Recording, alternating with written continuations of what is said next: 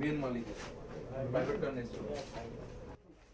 3000 হচ্ছে কাগজ, যেখানে প্রতি কাগজ 120 টাকা করে প্রিন্ট করে এবং প্রতি কাগজে র্যাঙ্ক কত একটু দিতে বলছে। ছোট একটা ভিডিও নিচ্ছি, দাঁড়ান এই যে এখানে ফুটেছে। আসামির নাম কি ভাই? ওর বাবার নাম হচ্ছে আবু বকর সিদ্দিক। আবু বকর সিদ্দিক যেখানে মানুষকে দিয়ে দিয়ে যায়।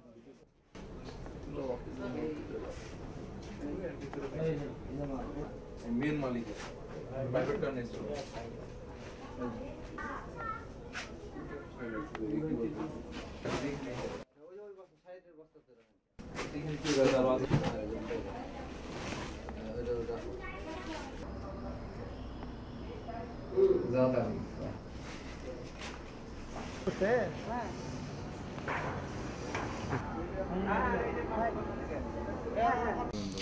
আমরা প্রাথমিকভাবে গোয়েন্দা তথ্যের ভিত্তিতে বগুড়া সদরের পালসা নামক জায়গায় রুহান প্রেস মিলন নামক এক ব্যক্তির মালিক, তো এখানে অভিযান চালাই। অভিযান চালানোর পরে আমরা বিপুল পরিমাণে সিগারেট ও বিড়ির যে সরকারি রাজস্ব, এই রাজস্বে নকল উদ্ধার করি এবং প্রাথমিকভাবে ধারণা করা হচ্ছে এই রাজস্বগুলো যদি তারা বাজারজাত করতে পারত তাহলে সরকার 7 থেকে 8 কোটি টাকার ক্ষতির সম্মুখীন হতো, রাজস্ব হারাতো।